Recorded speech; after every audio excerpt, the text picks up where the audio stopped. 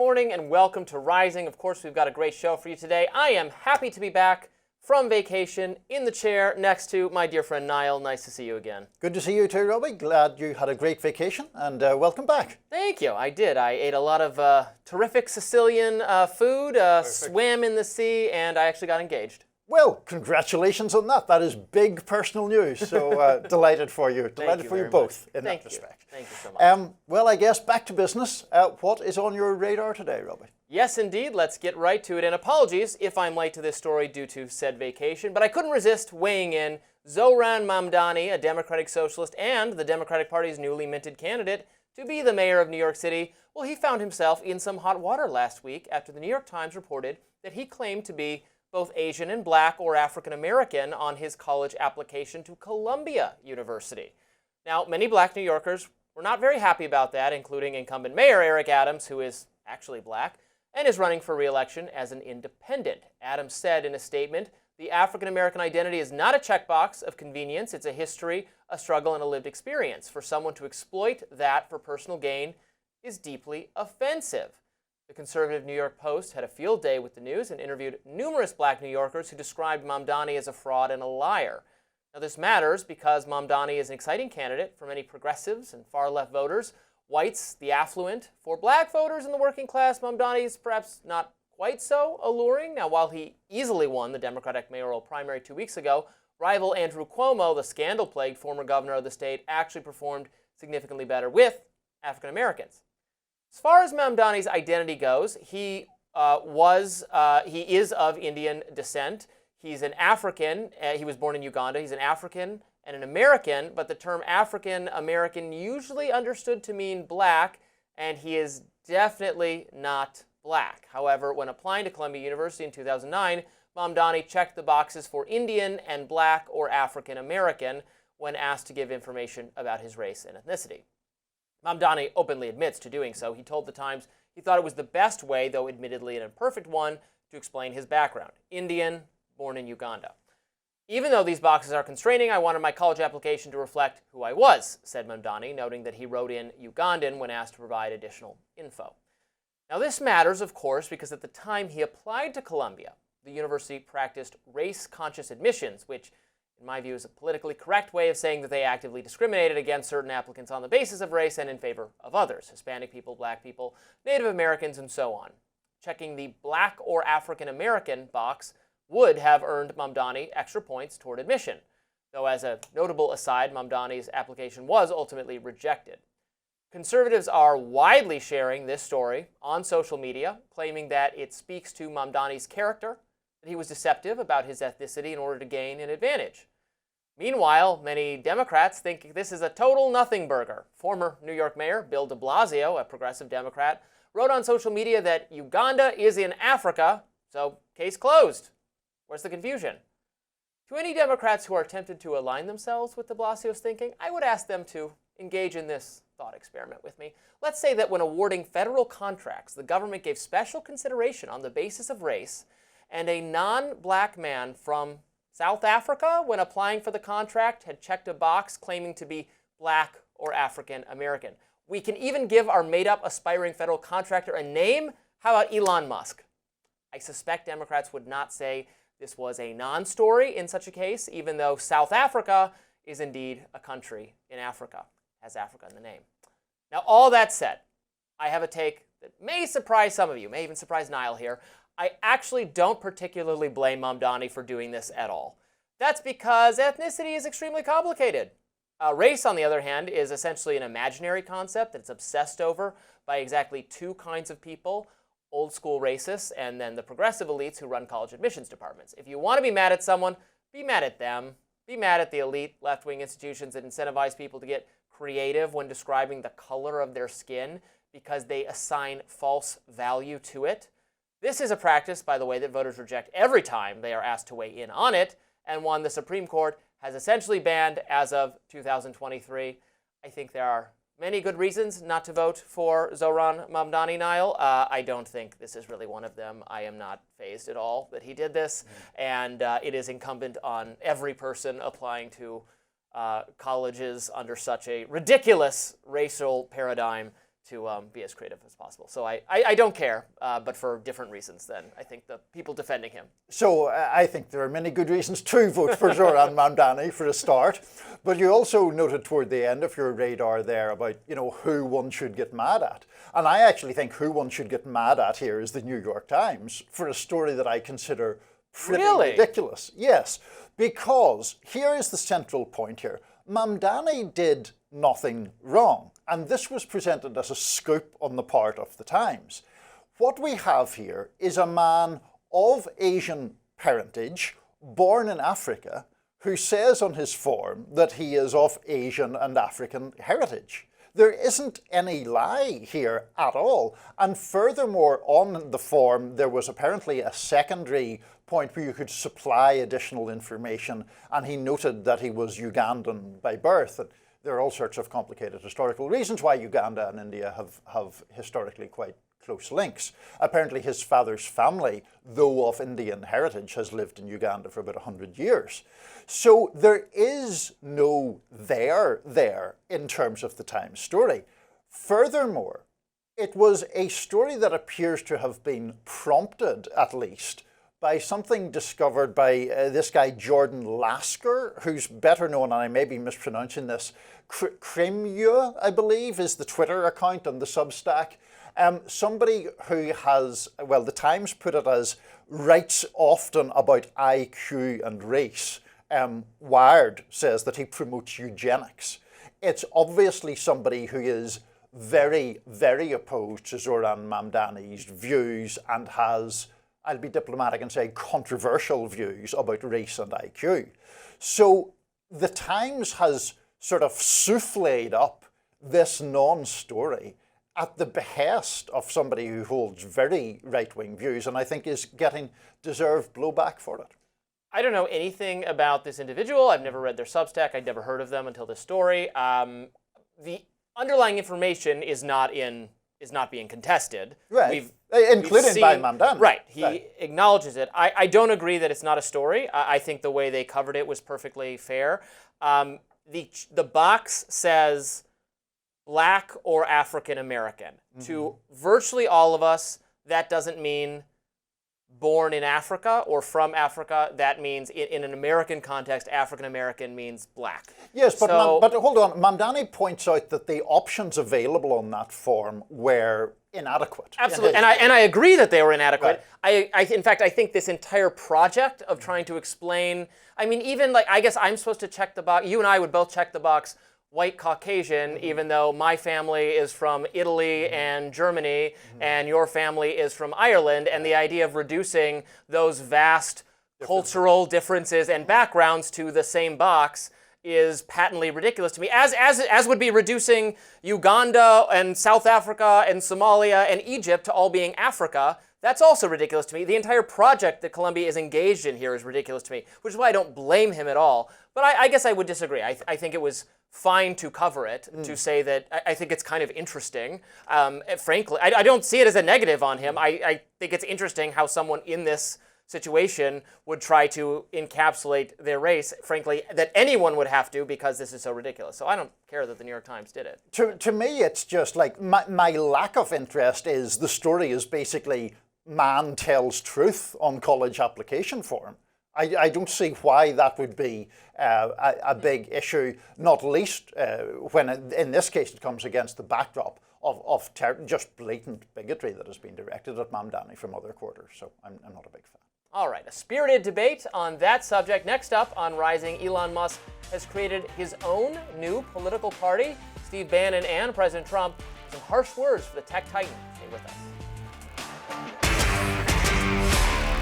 Tech mogul Elon Musk has started a new political party, just as he said he would after President Trump's so-called Big Beautiful Bill passed. Now Musk, referencing a poll he took on his X platform, wrote, "By a factor of 2 to 1, you want a new political party and you shall have it. When it comes to bankrupting our country with waste and graft, we live in a one-party system, not a democracy.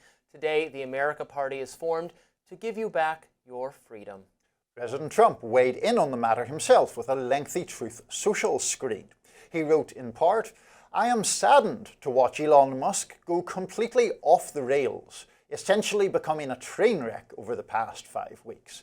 He even wants to start a third political party, despite the fact that they have never succeeded in the United States. The system seems not designed for them. The one thing third parties are good for is the creation of complete and total disruption and chaos. Host of the War Room podcast, Steve Bannon, took a shot at Musk this weekend over his America Party plans. Let's watch. A non-American starting an America Party. No, brother, you're not an American. You're a South African. And if we take enough time and prove the facts of that, you should be deported because it's a crime of what you did, among many. Musk hit back on X, writing, "The fat, drunken slob, called Bannon, will go back to prison, and this time for a long time. He has a lifetime of crime to pay for." Ooh, spicy. Amusing stuff between Bannon and Musk. I'm, as you might expect, rather skeptical of his new political party, but why don't you tell me what you think? Well, I applaud him for doing it. I'm a fan of third parties. I wish we had more choices. Variety is the spice of life. We enjoy having many different things to choose from in our lives in terms of consumer products and food and residences and everything. We want more choice. Choice is good. The fact that we have to pick between bad and worse is the choice most people, even most people who are perfectly happy with the choice they make, I think would like to have more options on the ballot, realistic options. Now, if I were advising Elon, which I'm not, unfortunately, I would say starting a new political party is a lot of work. The Libertarian Party is ripe to be colonized for reasons I've described on the show many times.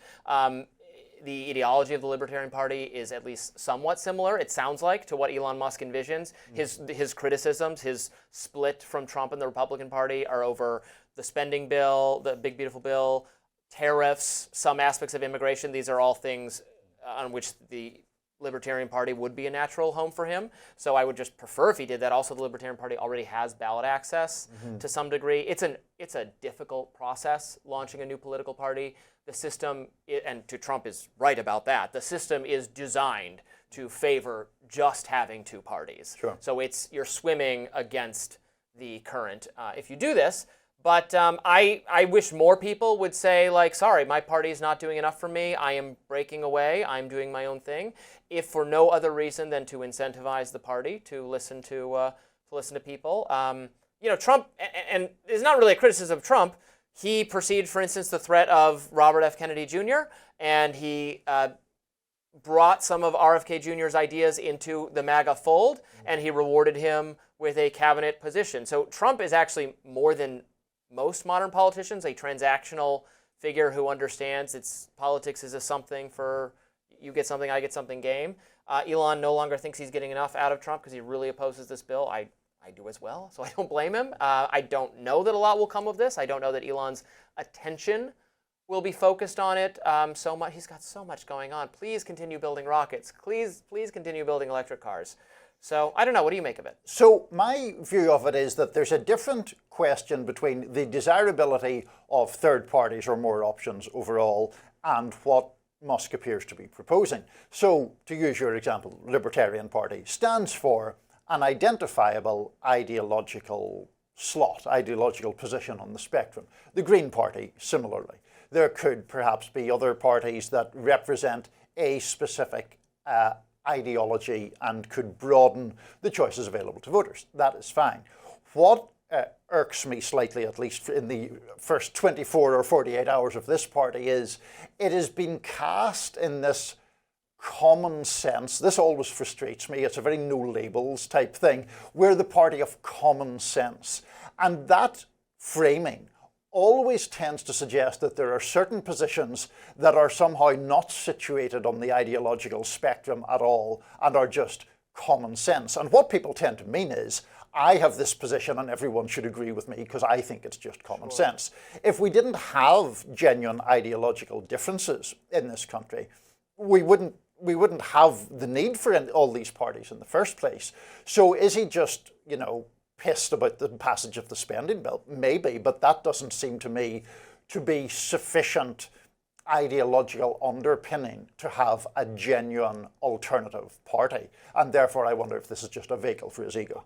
I basically agree with that, but the big, beautiful bill having now become law and being so unpopular, I think maybe does open up an avenue for, regardless of what you think on other issues. I mean, if he's just saying the debt levels that will be sustained by the big, beautiful bill, the endless spending that both parties will propagate, the Democrats are less even rhetorically committed to doing anything about spending. Republicans claim to be rhetorically committed to it and then absolutely do nothing to address it when they're in power. If he's just saying, my party will actually be serious about the debt we are leaving the next generation and the next generation and the next generation, I think that could be an appealing message. It is more specific than just, oh yeah, we're just for doing kind of in the middle, common sense, centrist. I mean, to some degree, in the middle, centristy type things are how you get endless government spending, right? Is how well I want to spend money on this. Well, that seems reasonable. I want to spend money on this. That seems reasonable. That's how you grow the government. You have to be actually somewhat ideological and inflexible and against the whole project to even do. Usually we don't even do cuts. Usually we do cuts to how much the spending increase is. Yeah. So if you were doing that kind of thing, it might be appealing. Now, will it be successful is totally a different question. Yeah, I mean, just very quickly before we have to wrap this up, Musk was on X yesterday and he was tweeting, what the heck was the point of Doge if he, Trump, is just going to increase the debt by $5 trillion? And like, come on. I mean, there is no evidence, really, that Donald Trump has ever been serious about debt reduction. He ran massive deficits in his first term. The debt increased by about $7 trillion. Yes, some of it was COVID spending, but not nearly. The majority of it was not COVID spending. It was way built up before it ever got to that point. And Musk, I think, has honestly been disingenuous. The point of Doge was not the spending reductions. The point was for Trump to pose as this kind of anti-wokeness warrior while they slashed spending for some of the most vulnerable people in the world. Musk got to slash the budgets of regulators that would potentially regulate his companies. The whole thing, in my view, was essentially a scam. President Trump is speaking out after using an anti-Semitic slur. We'll discuss that next. President Trump is in hot water after using an anti-Semitic slur during remarks promoting his big, beautiful bill. Let's watch. No death tax, no estate tax, no going to the banks and borrowing from, in some cases, a fine banker, and in some cases, Shylocks and bad people. That term refers to a Jewish moneylender in Shakespeare's The Merchant of Venice, one of my favorite Shakespeare plays, demands a pound of flesh from another character if they cannot repay his loan. Has been colloquialized to refer to loan sharks or predatory money lenders. But Jewish advocacy organizations like the Anti-Defamation League say the use of the word upholds centuries-old anti-Semitic tropes about Jewish people and greed. And now Jewish leaders are condemning Trump's use of the term. The CEO of the Jewish Council for Public Affairs, Amy Spitalnik, writes, "This is not an accident. It follows years in which Trump has normalized anti-Semitic tropes and conspiracy theories, and it's deeply dangerous." Well, the ADL says President Trump's use of this term is very troubling and irresponsible. It underscores how lies and conspiracies about Jews remain deeply entrenched in our country. Words from our leaders matter, and we expect more from the President of the United States. New York Democratic Representative Jerry Nadler writes, quote, "I condemn Donald Trump's dangerous use of this blatantly anti-Semitic slur and his long history of trafficking in anti-Semitic tropes. If Donald Trump were serious about fighting anti-Semitism, he could start with himself." Trump spoke out this weekend about the incident. Let's watch. I've never heard it that way. You view it differently than me. I've never heard that.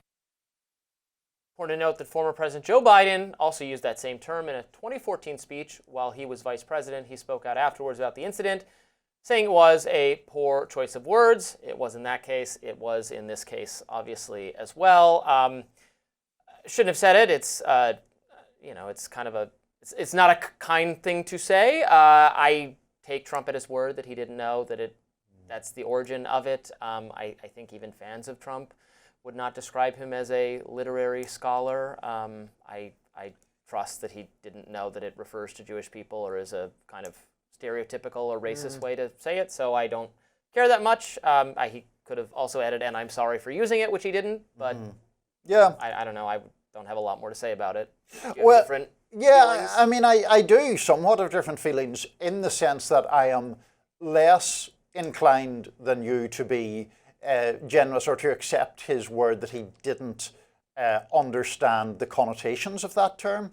I mean, you say he's not a literary expert, but like it does not require some close textual knowledge of the Merchant of Venice. The term Shylock has been used to describe or to characterize Jewish people as sort of devious moneylender types for a very long time, and for someone of Trump's generation as well. Like the idea that he has never heard the term or was completely unaware of its anti-Semitic implications seems to stretch credulity to me. Do you think? I honestly don't think so. I know what the term is. I've read The Merchant of Venice. I've heard the term used in that context. I don't know that it's so common that it would be obviously that he'd heard the term before, but didn't know it has a specific Jewish origin. This kind of reminds me of when I defended Gina Carano, the former Star Wars actress, kind of conservative person, who had tweeted some image that is anti-Semitic of these like puppet masters controlling everything. But if you didn't, it could also just be like an world government that you had to know specifically that, like, if you look really closely at them, they're stereotypically Jewish. I think, I don't know. I think it was fine to criticize him for it. He shouldn't have said it. And he should just say, oh, I didn't know that. My bad, wrong choice of words. But I don't know. I mean, stuff like the puppet stuff, I mean, to me, that is well into the realm of anti-Semitism. Obviously, this isn't Trump we're talking about. That's the other example that you cited. Like, I am very well aware of the way in which anti-Semitism, the charge of anti-Semitism, has, in my view, been weaponized in relation to the conflict in the Middle East. And there have been, in my opinion, false charges of anti-Semitism leveled at people who are, in my opinion, rightly critical of the government of Israel. But there is still anti-Semitism as a legit and also thing. you can the puppet master, the money lender, I mean, those are very well established You Jewish can criticize tropes. world government and you can criticize large financial institutions without saying that, oh, but it's Jews controlling it, Right. which is the common left-wing and libertarian criticism of those things. I don't know. I guess I would give him the benefit of the doubt without more information on this one. It's I don't know what else to say, but I'm a big fan of The Merchant of Venice, by the way. It's a fascinating and the villain, the term Shylock comes from, Shylock, is a much more interesting and complicated character than that his name has become this pejorative term would suggest. There's some he is justified to some degree in his ill treatment of the protagonist. He gives the famous speech that comes from if you prick us, do we not bleed? If you tickle us, do we not laugh? That whole thing. There's a terrific Al Pacino performance of it in a movie that is actually not that good, but the Al Pacino performance is so good, and I would encourage people to check out that aspect of it. One of our bonds of commonality is that we are, or were, both English literature majors, so I'm always happy to discuss Shakespeare or the like. One final point on this, Robbie, though, just getting back to the Shylock thing. I mean, there is obviously a much more generous interpretation being offered from conservatives for Trump saying it. If Zohran Mamdani, who we were talking about earlier, said it, if Elon Omar said it, if AOC said it, there would be an absolute outrage. And I suspect that there are a lot of people on the right here just sort of, maybe, but not for me. You know, I would say if what Ilhan Omar said, it's all about the Benjamins. I said, yeah, she shouldn't have said that, and she later said she shouldn't have said that, and well. So it goes. Otherwise, devastating floods swept Texas this weekend, and officials in the state are blaming botched forecasting. We'll be talking about that next on Rising. At least 82 people are dead and dozens more still missing in south central Texas after massive amounts of rain over the holiday weekend brought devastating flash flooding.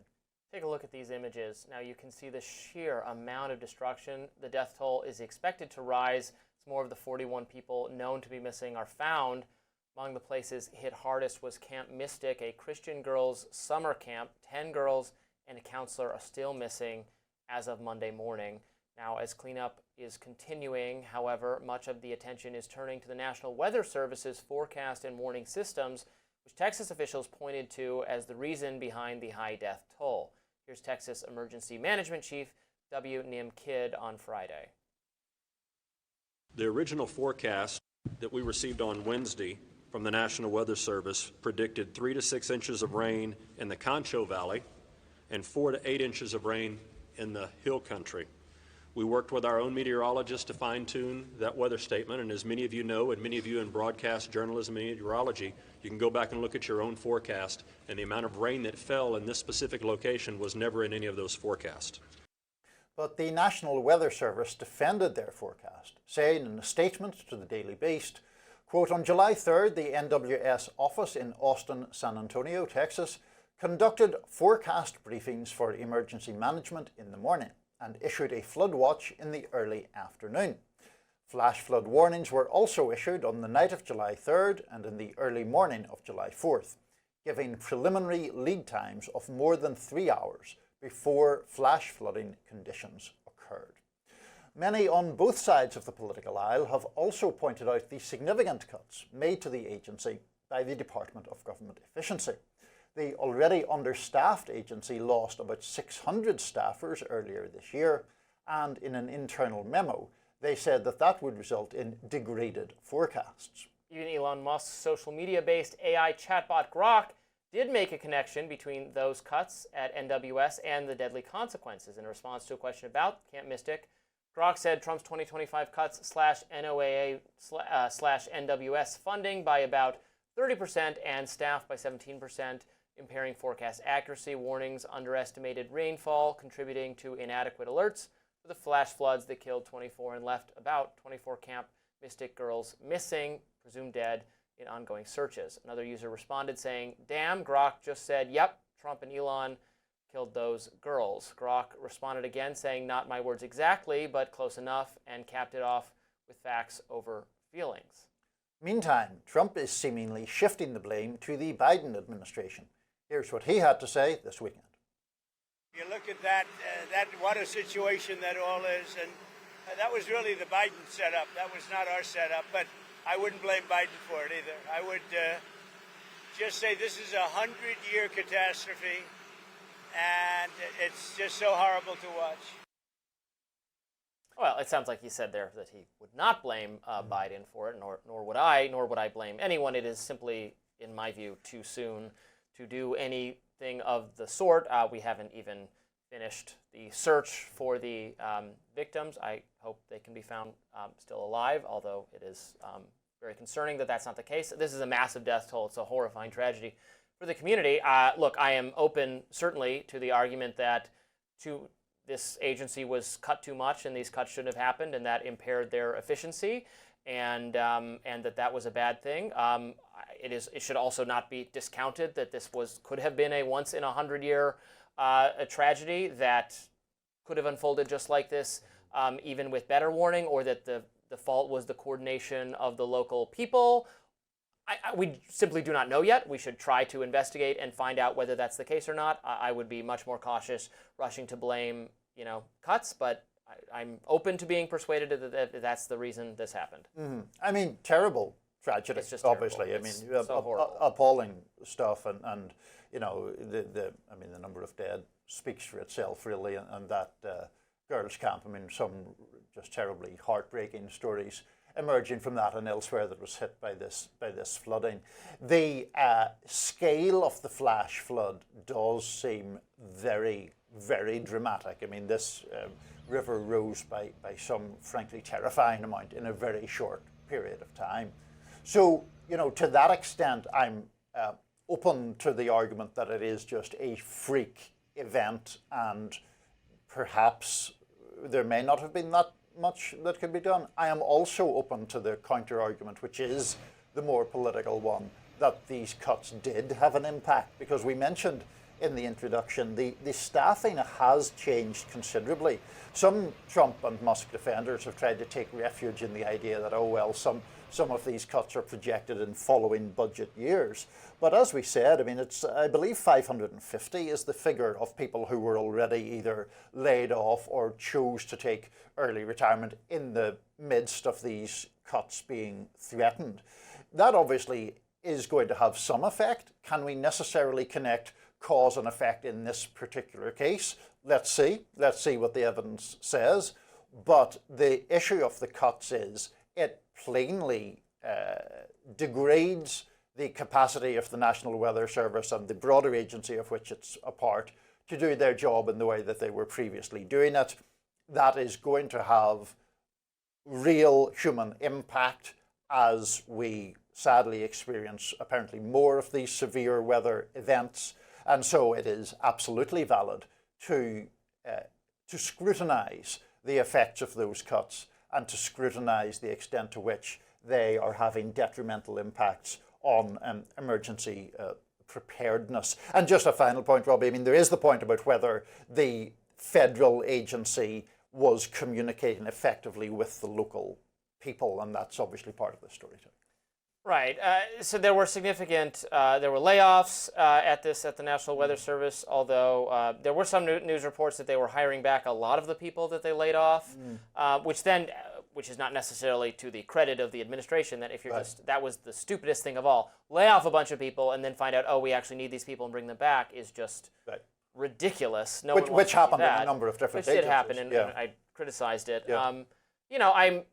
I am open to this, that maybe this is the important thing we have to spend more money on. I'm just a little worried or cognizant of being emotionally manipulated, that there's always some, oh, we can't cut this because this person will get hurt, or we can't cut this because this person will be hurt. Okay, but we're massively in debt. We don't take in enough revenue to afford the massive government we have. Something has to be cut. So I would want to look more closely at, well, what is this agency's funding levels and employment levels over time? Are we asking them, to make to operate with some historically unprecedented level of shortage, or is this merely the amount of people they had for this agency, 10 years ago or something?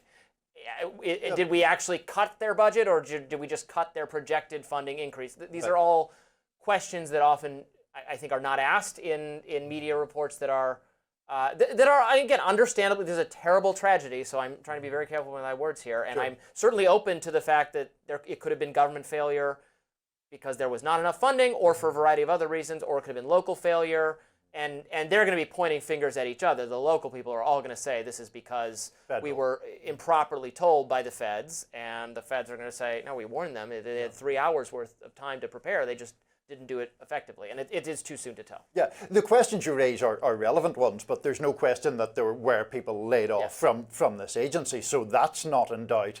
And I think that this agency does provide a genuinely important service, as we're seeing. And just finally, I mean, you were saying, well, we're massively in debt, so there have to be cuts made.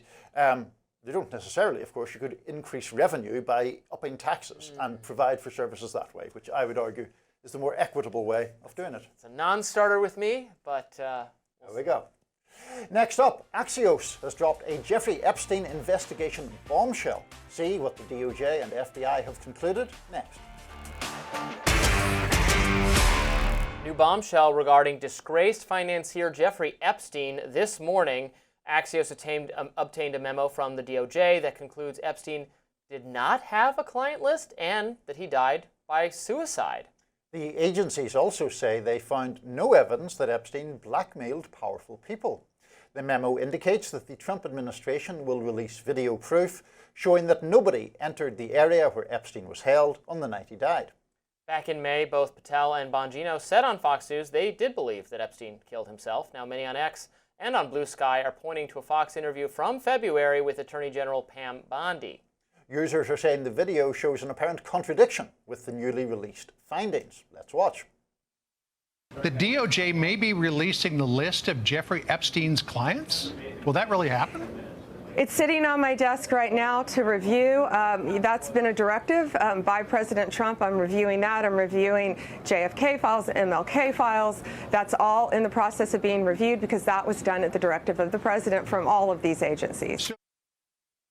Liberal news outlet Midas Touch wrote on Blue Sky, the Epstein list went from sitting on Pam Bondi's desk right now to there is no list in just a few months. Comedian and podcaster Dave Smith wrote on X, the Trump administration is lying about Epstein. Everyone knows it. Pay attention to who will admit that and who will run cover.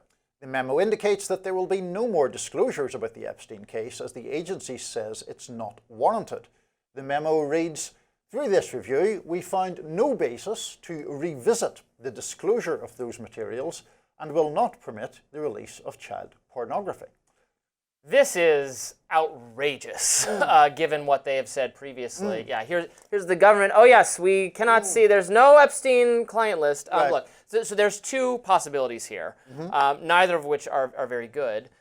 One is that there's no client list. There's truly no damning involvement of anyone else. It's just that him and Ghislaine Maxwell were just sexually abusing people, and it was just the two of them doing it, even though he recorded everything that went on in his residence, and he extensively traveled and catered to and inculcated relationships with powerful and wealthy people from both political parties and from every aspects of finance and education and elite circles, and that was just all for no reason whatsoever. He just liked being friends with Bill Gates and others. Right. Okay.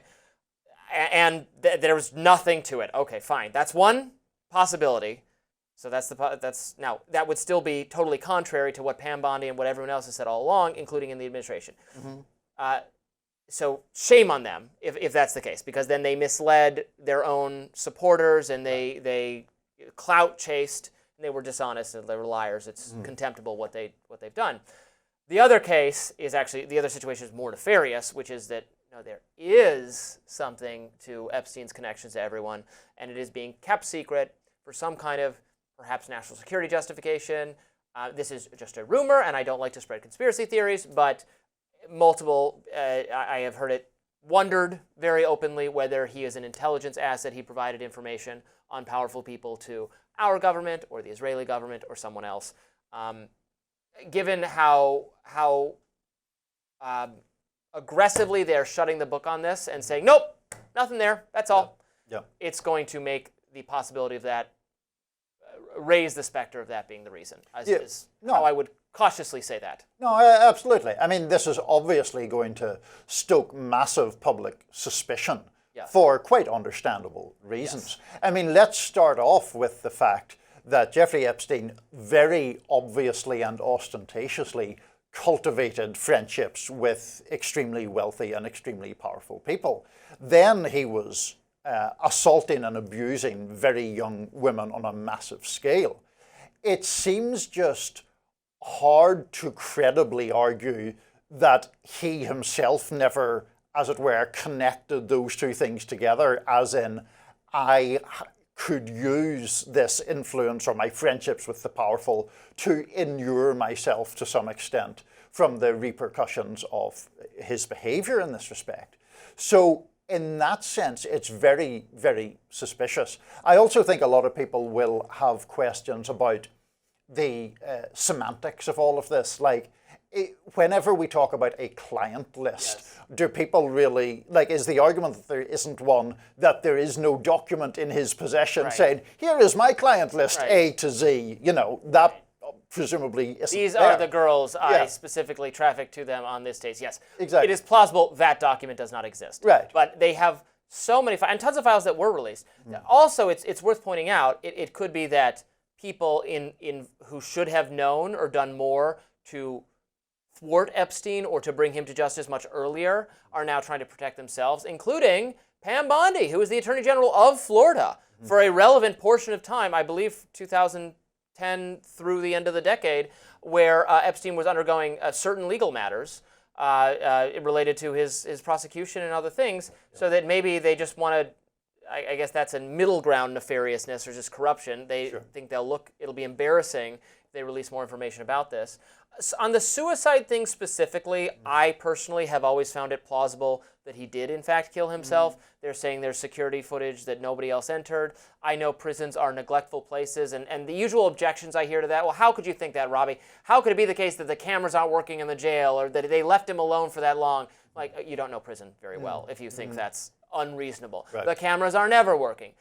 People die in prison all the time from medical conditions when they should be given treatment because nobody cares. Right. It's not that some lowly, underpaid security guards, went off for a smoke break for an extended period of time when they were supposed to be watching him.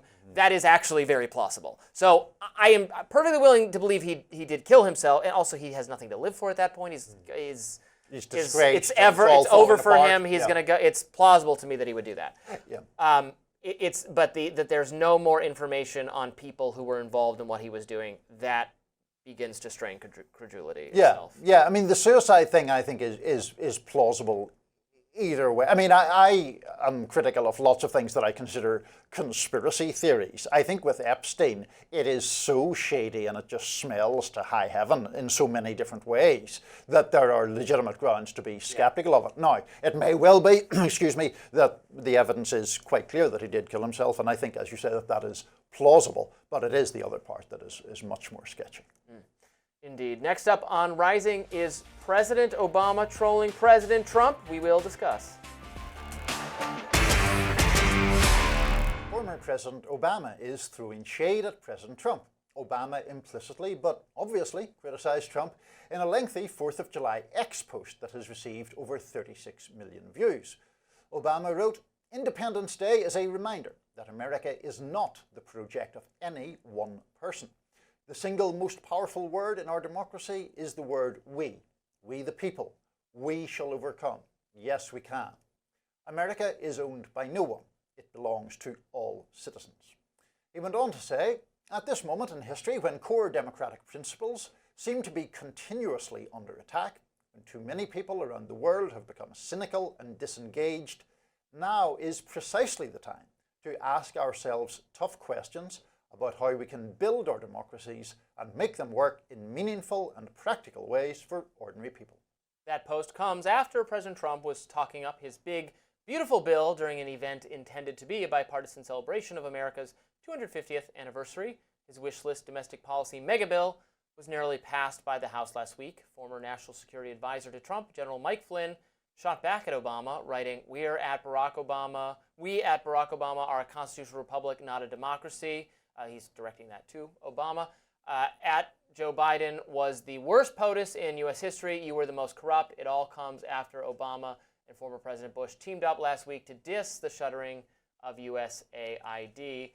I guess he's talking about Trump probably. It was pretty mild-mannered. I don't know, did it make Trump really mad or something? It didn't even say the word Trump. No. You know, everybody, like other Democrats call Trump, you know, Hitler and Nazi and fascist. Sure. He's just like, America is more than one man. I agree with that sentiment. Yeah. Does Trump not agree with that sentiment? Don't we all agree? I mean, you have to be pretty far down the Trump cult to think that America can be reduced to just Trump himself. I don't think anybody really believes that. Apart from Trump, maybe.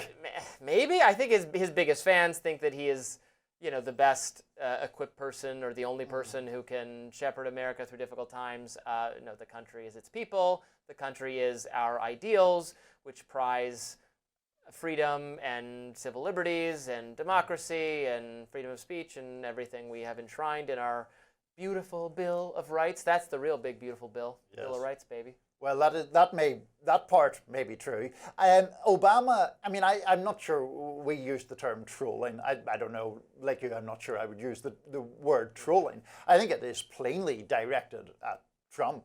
And I think there is good reason why it is directed at Trump. And I believe that it is more than valid to suggest that Trump tends to identify the nation with himself to an unusual degree. I mean, just this past weekend, as he was signing his big, beautiful bill, we had a B-2 bomber flyover. Like, imagine if Obama had marked the passage of the Affordable Care Act with a military flyover or tanks rolling down Pennsylvania Avenue or something. We just live in very hypocritical times. You're right. I think the media would have said nothing about that, and conservatives would have been outraged. And now it's the opposite. Let's not be silly here. I mean, if Obama had done fighter jet or bomber flyovers to mark the passage of his legislation, I think plenty of people would have plenty to say about it. In Trump's case, that comes on top of the military parade that was ostensibly the birthday of the army and happened to be Trump's birthday as well. And then there are other things that are less ceremonial. I mean, when Trump, for example, talks about people holding un-American or anti-American attitudes, does he mean anything more than attitudes that don't agree with me? It's not clear to me that he does. It is often, seems to me, just people holding views that are at odds to his own. Then there's a whole load of behaviours of his the clemency for the January the 6th convicts. I mean, that's essentially saying, well, political violence committed on behalf of me is okay, but just not if it's other people. Punishing law firms because they represent his opponents. Suggesting that the DOJ go after those two guys, Miles Taylor and Christopher Krebs, because they were critical of him before. Like, what is the alleged crime? So there are, I think, really serious reasons to be worried about Trump just believing that he is the state and therefore can use the state to his own benefit. Like Louis XIV. Yes. Siège le moi. Right? Exactly. That's yeah. the saying.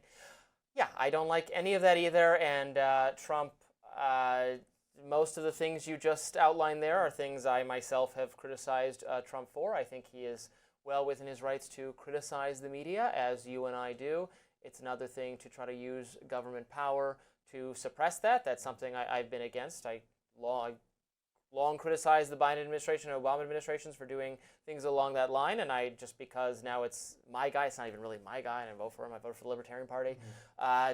It's still bad, and I would encourage all people to look past narrow political, my team, my tribe versus yours, and think of the good of the nation and the good of our freedoms and important civil liberties.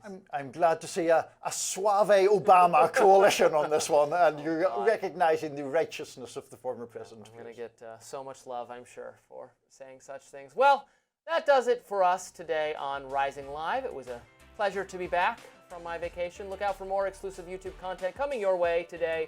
Be sure to like, share, and subscribe to the Hills YouTube channel so you never miss any content. And for those of you who like to listen while on the go, we're now available anywhere you can listen to podcasts. We're going to have some news later this week, but we'll save it for then, and we'll see you back here tomorrow. Niall and I. Goodbye.